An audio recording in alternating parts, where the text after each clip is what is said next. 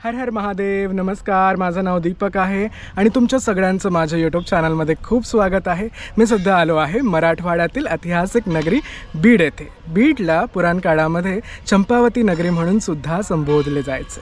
आज आपण अगदी ऐतिहासिक अशा श्री कंकालेश्वर महादेवांच्या मंदिरामध्ये आलो आहे. अगदी सुंदर असं हे चालुक्यकालीन मंदिर आहे, जे आज आपण पाहूयात. भगवान श्री कंकालेश्वरांचे दर्शन घेऊया, थोडी माहिती जाणून घेऊया. हा संपूर्ण व्हिडिओ पहा, लाईक, कमेंट, शेअर आणि सबस्क्राईब करायला विसरू नका.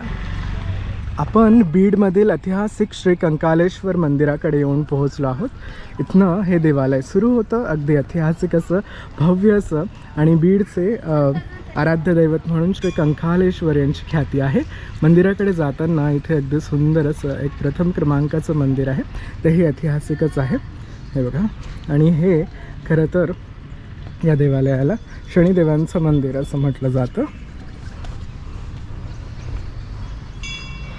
पण बीडमध्ये शनिदेवांचं एक दुसरं सुद्धा देवालय आहे मोठं. इथे एक प्रतिमा आहे सुंदर अशी. नमस्कार करत हो, यांना शनिदेव असंच म्हटलं जातं. नमस्कार करा, वंदन करा. आता इथनं आपण श्री कंकालेश्वर महादेवांच्या देवालयात जाऊयात. इकडे सभामंडप आहे आणि इथे बऱ्याच प्रतिमा आहेत आजूबाजूला तुम्हाला दिसणार. त्यापैकी ही सुद्धा एक सुंदर ना. वंदन करा त्यांना. चल,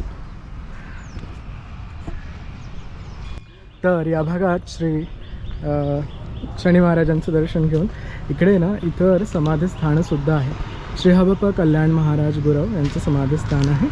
त्यानंतर इथे भानुदास महाराज समाधी, कै भास्कर भानुदास महाराज समाधी, कै गभा कै जाणकाबाई भानुदास गुरव समाधीस्थान. यांना सगळ्यांना नमस्कार करा. इथे वडाचं खूपच सुंदर आणि भव्य वृक्ष आहे. परत इथे भगवान महादेव आहेत. महादेवांच्या बऱ्याच प्रतिमा इथे आहे. प्रतिमा शिवलिंग, इतर सुंदर सुंदर प्रतिमा आहे. बघा, विठ्ठलांची प्रतिमा छान ना. नमस्कार करा. हे बघा, इथे खंडोबा वाटतात ना. वंदन करा त्यांना.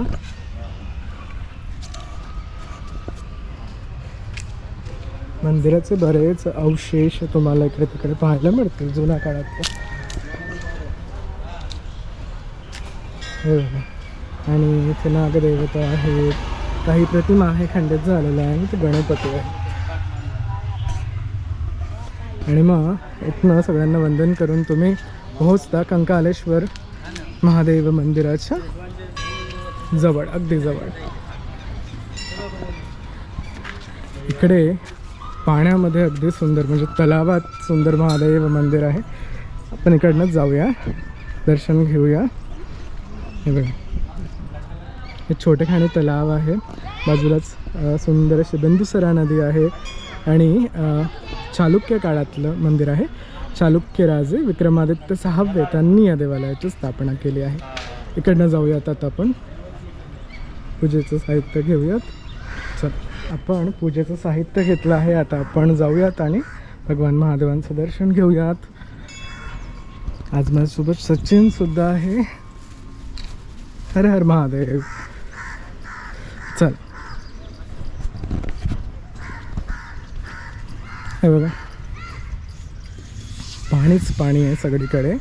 आणि या पाण्यामध्ये हे अगदी ऐतिहासिक असं मंदिर, कंकालेश्वर महादेव मंदिर. लाईक ब्रिज आहे. आणि इथे देवकोष्टके सुद्धा आहे. दोन्ही भागातनं प्रवेशद्वाराकडे इकडे सुद्धा या भागात देवकोष्टके आहे. चल, आणि इथे वर तुम्हाला श्री कंकालेश्वर मंदिर असं लिहिलेलं दिसेल. इथे कासव आहेत. दाखवूया म्हणलं. चला, इथे सुद्धा महादेव आहेत. नंदीदेव आहेत. हर हर महादेव. नमस्कार. चला जाऊयात आणि भगवान महादेवांचं दर्शन घेऊया. इथेही आपण महादेवांचं दर्शन घेतलं आहेच. इथे सुद्धा देवकोष्टके आहे आणि हे चालुक्य काळातलं अगदी ऐतिहासिक मंदिर आहे. हे मंदिर अन्व मंदिराशी खूप मिळतं जुळतं आहे. अन्वचं ऐतिहासिक मंदिर तुम्ही पाहिलं असेलच. हे बघा, याला द्वारशाखेकडेच इथे अगदी सुंदर म्हणजे सभामंडपाच्या आधीचा हा मंडप आहे. चला जाऊयात आणि श्री कंकालेश्वर महादेवांचं दर्शन घेऊया.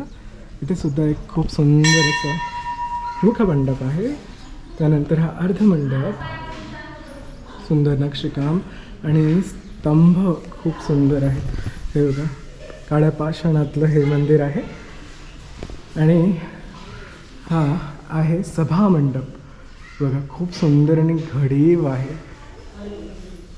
चालुक्यकालीन नक्षीकाम तुम्हाला यावर दिसेल.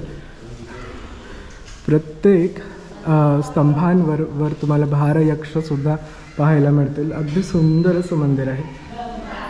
हे त्रिदलीय मंदिर आहे महादेवांचं. या भागात तुम्हाला हनुमंतरायांचं मंदिर दिसेल, त्यानंतर प्रभू श्रीरामांचं दिसेल. आधी आपण हनुमंतरायांचं दर्शन घेऊयात. हे बघा, इथे श्री हनुमंतराय हा विराजमान आहे. याचीही द्वारशाखा खूप सुंदर आहे. म्हणजे चालुक्य काळातील जे मंदिर आहे ते फार सुंदर असतं. नमस्कार करा. आणि आत आहे श्री हनुमंतराय. वंदन करा त्यांना, नमस्कार करा. हनुमंतरायांचं दर्शन घेऊन आपण या भागात प्रभू श्रीरामांचं दर्शन घेऊया आणि मग श्री कंकालेश्वर महादेवांचं दर्शन घेऊया.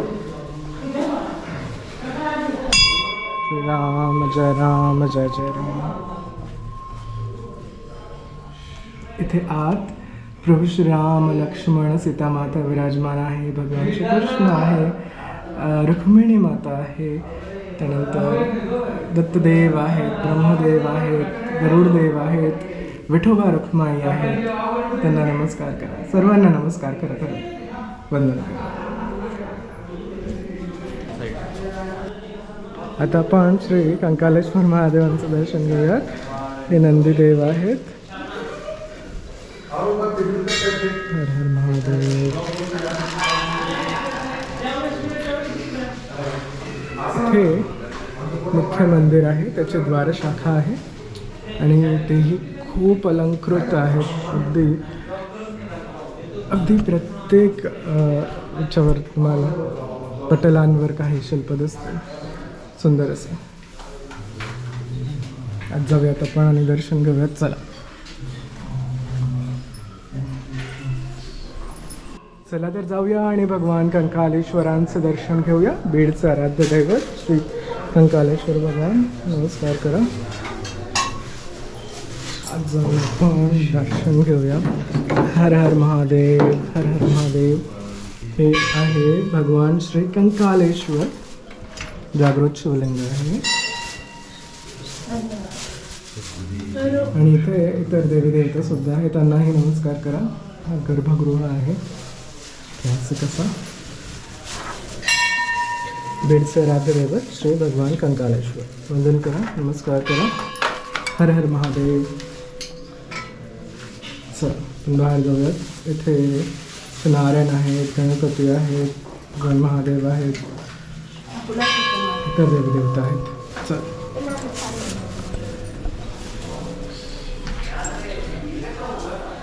यावर जे इतर शिल्प आहेत ते सगळेही मी तुम्हाला दाखवतो. आज थोडी गर्दी आहे इथे, पण आपण एकंदर हे बाहेरनं इकडनं तिकडनं नक्की पाहू शकतो. चला. सो देवालयाच्या चारही बाजूंना अगदी सुंदर सुंदर असे शिल्प तुम्हाला इकडे पाहायला मिळते. हे बघा, काही खंडित आहे, काही सुंदर आहे. आजही तुम्ही पाहू शकता. देवकोष्टकांमध्ये सुद्धा तुम्हाला विविध इथे शिल्प पाहायला मिळतील. जसं दशावतारातलं इथे बघा मत्स्यशिल्प अजूनही तुम्ही पाहू शकता. इथे कासव होतं का आय डोंट नो, सांगा मला. इथे बघा, इथे प्रतिमा आहे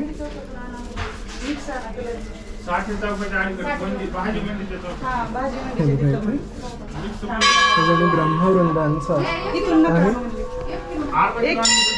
अर्धा किलो आणा.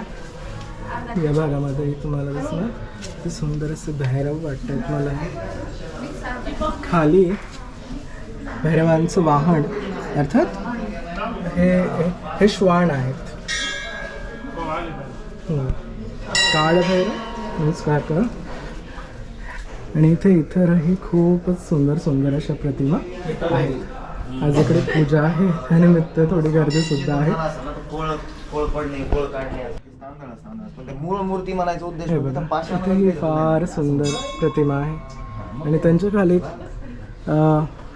खाली तुम्हाला दिसणार पण हे शिल्प खंडित आहे. खरं चहूही बाजूंनी देवालयाच्या पाषाणात अगदी सुंदर तत्कालीन शिल्प आहे. इथे बऱ्याच देवांचे शिल्प सुद्धा आहे जे तुम्हाला युद्ध करताना दिसेल. त्यांच्या हातात शस्त्र दिसतील. हे सगळे इथे दाखवले आहे. पण आता त्या भागातून जाऊनही पाहूयात.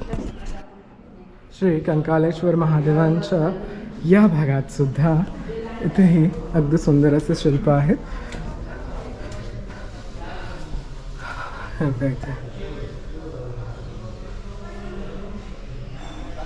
इथे खाली मोर आहे. ब्रह्मदेवांचं शिल्प वाटतं मला ते खरं तर, पण तुम्ही मला सांगा. हे बघा. आणि ना हे जे नक्षीकाम बघा किती सुंदर पॅटर्न आहे.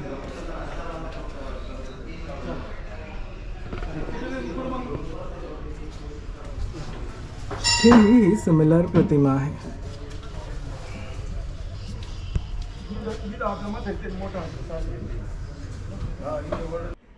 याचं जे काही बांधकाम आहे वरचं ते नवीन आहे, पण जे ऐतिहासिक बांधकाम आहे ते इथनं तुम्ही खाली पाहू शकता. जसं ही प्रतिमा बघा किती सुंदर आहे पण खंडित आहे. बघा इथं सुंदर ना. त्यानंतर इथे महादेवांवर जो जलाभिषेक होतो तो इथनं खाली जातो. आणि इकडे हेही मला भैरवच वाटतात. काय दुरुस्ती व्हायची काय? कारण इथे ना बघा इथे हे सांगाडे जे असतात ना ते दिसतात. किंवा मार्कंडेय.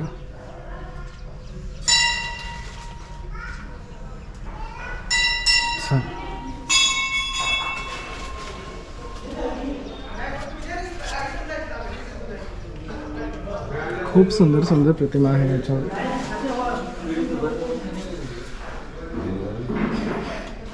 या सर्व प्रतिमा तुम्हाला इकडे बाहेर पाहायला मिळतात. आणि धारेयक्ष बघा सुंदर ना. जणू हे संपूर्ण मंदिर त्यांनी आपल्या खांद्यांवर उचलून धरलं आहे.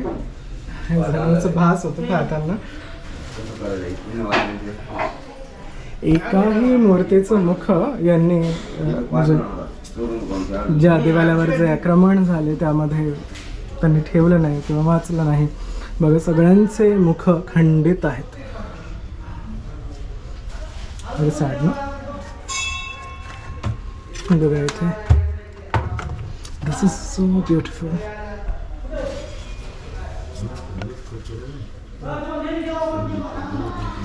हे पण भैरवच आहेत.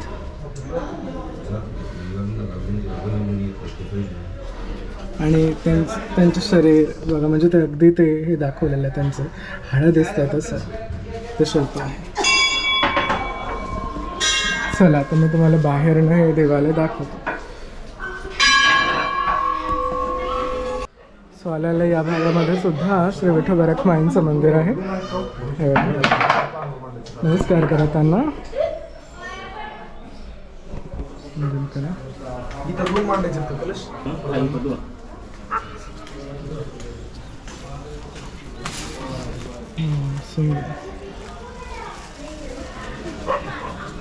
इथे सगळीकडे तुम्हाला काही ना काही शिल्प पाहायला मिळतीलच. जसं इथे बघा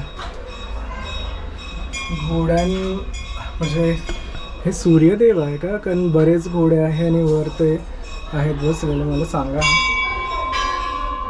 म्हणजे मंदिराचा असा कुठलाच भाग नाही आहे की त्याच्यावर शिल्प नाही आहे.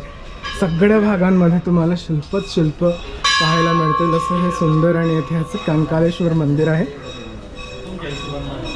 चला आता खालनं हे दाखवतो मी तुम्हाला. तर आपण श्री कंकालेश्वर महादेवांचं दर्शन घेतले आणि आता आम्ही तुम्हाला हे मंदिर बाहेरनं दाखवतो. इकडे अनेक छोटे छोटे मंदिरंसुद्धा आहेत. त्यातलं हे एक आहे, इथे महादेव आहेत. हे बघा, वर तुम्हाला सगळे खांब दिसतील. जुनं आणि नवीन असं दोन्ही तुम्हाला पाहायला मिळतील. इथेही आहे बघ. इथे ना आसपास खूप सुंदर सुंदर देवी देवतांच्या प्रतिमा आहे. त्यापैकी ही सुद्धा एक आहे. ही खूप सुंदर प्रतिमा आहे आणि मला वाटतं ह्या लक्ष्मी देवी आहे, पण तुम्ही मला सांगा कुठल्या आहेत तर. आणि मग इथे अगदी हे देवालय तुम्ही खालपासून पाहू शकता. अगदी थराथरांमध्ये विविध नक्षीकाम तुम्हाला दिसेल. त्याला आता विशिष्ट नावंसुद्धा आहेत, पण ते मला नाही माहिती. पण लुक ॲट दिस. हे बघा किती सुंदर आहे ना. कीर्तिमुख आहेत आणि मग त्याच्यावर असे वेगवेगळे विविध थर आहेत. आणि मग अगदी वर मग प्रतिमा आहे, सुंदर सुंदर नक्षीकाम आहे, ते तुम्ही सगळं पाहू शकता. आत्ता तर कन्स्ट्रक्शन तुम्हाला किती लवकर पाहायला मिळेल, म्हणजे लगेच होऊन जातं. पण पुराण काळामध्ये हे करण्यासाठी किती विविध गोष्टी त्यांनी वापरल्या, किंवा ते कारागीर जे अनामिक आहेत ज्यांनी या देवालयाची निर्मिती केली ते कुठनं आले असतील, कसं बनवलं असेल एवढं सुंदर. आणि या भागातून सुद्धा म्हणजे चहूबाजूंना तुम्हाला तलाव दिसेल आणि तलावामध्ये मग तुम्ही देवालय पाहू शकता आतमध्ये येऊन. हे मी वरनं तुम्हाला दाखवलं आहेच, पण हे बाहेर नाही दिसतं कारण लोणारचं दैत्यसुदन मंदिरसुद्धा असंच आहे आणि तेही चालुक्य काळातलंच आहे. बरेचशा प्रतिमा आहे ना, मला वाटतं ब्रह्मदेवांच्याच आहे, म्हणजे सगळीकडून ते दिसतात. आता इथे सुद्धा दिसणार तुम्हाला, तेही भैरव किंवा तत्समच आहे. देवींची प्रतिमा होती, खंडित आहे, महिषासुरमर्दिनी.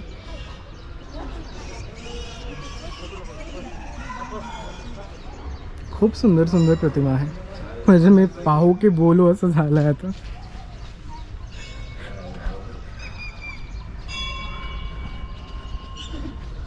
या भागातनं तर मी तुम्हाला आता दाखवलं आहेच.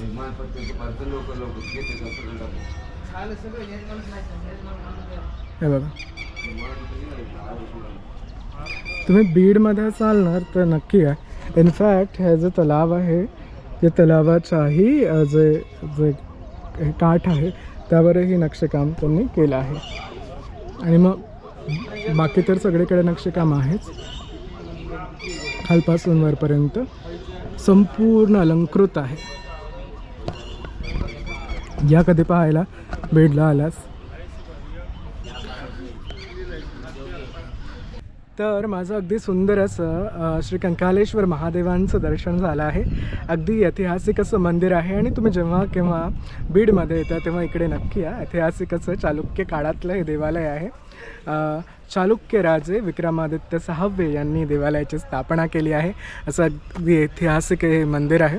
आणि चालुक्य काळ म्हणा किंवा यादव काळ म्हणा, अगदी सुंदर सुंदर मंदिरं या भागामध्ये तुम्हाला पाहायला मिळतात. तेव्हा इकडे बीडमध्ये आल्यास इकडे बीडचं आराध्यदैवत अर्थात श्री कंकालेश्वर महादेवांच्या दर्शनासाठी नक्की या. आपण भेटूया लवकरच एका नवीन ठिकाणी नवीन जागेसोबत. तोपर्यंत thank you very much for watching this video. Bye, take care. Har Har Mahadev.